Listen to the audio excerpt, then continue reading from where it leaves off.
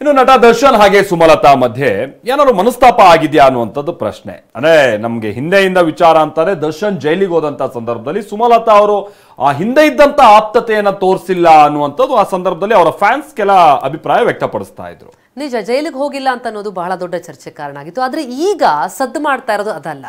ಈಗ ಪ್ರಮುಖವಾಗಿ ಎಲ್ಲಾ ಬೆಳವಣಿಗೆ ನಡುವೆ ಇಬ್ಬರ ಮಧ್ಯದಲ್ಲಿ ಒಂದು ಪೋಸ್ಟ್ ಏನಿದೆ, ಅದರಲ್ಲೂ ಪ್ರಮುಖವಾಗಿ ದರ್ಶನ್ ಅನ್ಫಾಲೋ ಮಾಡಿರುವಂತದ್ದು, ಅದಕ್ಕೆ ಸುಮಲತಾ ಕೊಟ್ಟಿರುವಂತಹ ಒಂದು ಟ್ವೀಟ್ ಏನಿದೆ, ಆ ಪೋಸ್ಟ್ ಏನಿದೆ, ಅದು ಬಹಳ ದೊಡ್ಡ ಅನುಮಾನಕ್ಕೆ ಕಾರಣ ಆಗಿದೆ. ಹಾಗಿದ್ರೆ ಏನಾಯ್ತು ಇಬ್ಬರ ನಡುವೆ, ಅಂತರಕ್ಕೆ ಏನ್ ಕಾರಣ? ಈ ಬಗ್ಗೆ ಒಂದು ಸ್ಪೆಷಲ್ ರಿಪೋರ್ಟ್ ಇದೆ.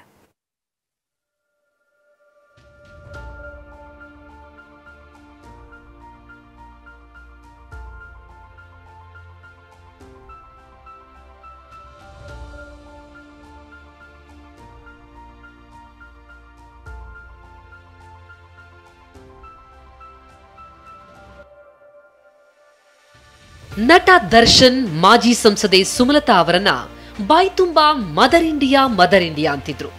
ನಮ್ಮದು ಅಮ್ಮ ಮಗನ ಸಂಬಂಧ ಅಂತ ಹೇಳ್ಕೊಳ್ತಿದ್ರು.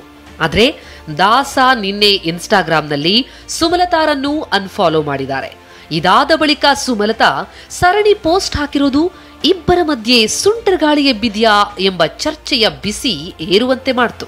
ದರ್ಶನ್ ತಮ್ಮ ಸಂಕಷ್ಟಕ್ಕೆ ಯಾರೂ ಆಗದಿದ್ದಕ್ಕೆ ಅನ್ಫಾಲೋ ಮಾಡಿದ್ರ ಎನ್ನೋ ಮಾತು ಗಾಂಧಿನಗರದಲ್ಲಿ ಹರಿದಾಡ್ತಾ ಇದೆ. ಹೀಗೆ ಚರ್ಚೆ ನಡೀತಿರುವಾಗಲೇ ಸುಮಲತಾ ಸಹ ಇನ್ಸ್ಟಾದಲ್ಲಿ ಮಾರ್ಮಿಕ ಪೋಸ್ಟ್ ಹಾಕಿದ್ದಾರೆ. ಬೆಸ್ಟ್ ಆಕ್ಟಿಂಗ್ ಆಸ್ಕರ್ ಅವಾರ್ಡ್ ಯಾರಿಗೆ ಹೋಗುತ್ತೆ ಅಂದ್ರೆ, ಯಾರು ಸತ್ಯವನ್ನ ತಿರುಚ್ತಾರೋ ಅವ್ರಿಗೆ ಹೋಗುತ್ತೆ. ತಮ್ಮವರ ತಪ್ಪಿಟ್ಕೊಂಡು ಬೇರೆಯವರಿಗೆ ನೋವು ಮಾಡೋದು, ಬೇರೆಯವರ ಮೇಲೆ ಗೂಬೆ ಕೂರಿಸಿ ಹೀರೋ ರೀತಿ ಬಿಂಬಿಸಿಕೊಳ್ಳೋದು. ಅಷ್ಟೇ ಅಲ್ಲ, ಒಳಗಿನಿಂದ ಶ್ರೀಮಂತವಾಗಿರಬೇಕು ಅಂತ ಮತ್ತೊಂದು ಪೋಸ್ಟ್ ಬರೆದುಕೊಂಡಿದ್ದಾರೆ. ಇದಾದ ಬಳಿಕ ಎಲ್ಲವನ್ನೂ ಸೋಷಿಯಲ್ ಮೀಡಿಯಾದಲ್ಲಿ ಹೇಳೋಕಾಗಲ್ಲ ಅಂತಲೂ ಬರೆದಿರೋದು ಕುತೂಹಲ ಮೂಡಿಸಿದೆ. ಸುಮಲತಾರ ಪೋಸ್ಟ್ಗಳು ಸಾಕಷ್ಟು ಚರ್ಚೆಗೆ ಕಾರಣವಾಗ್ತಾ ಇದೆ. ಆದ್ರೆ ಇದೆಲ್ಲವೂ ದರ್ಶನ್ ಕುರಿತಾಗಿ ಅಲ್ಲ ಅಂತ ಮಾಜಿ ಸಂಸದೆ ಟಿವಿ9 ಜೊತೆ ಮಾತನಾಡಿ ಸ್ಪಷ್ಟನೆ ಕೊಟ್ಟಿದ್ದಾರೆ.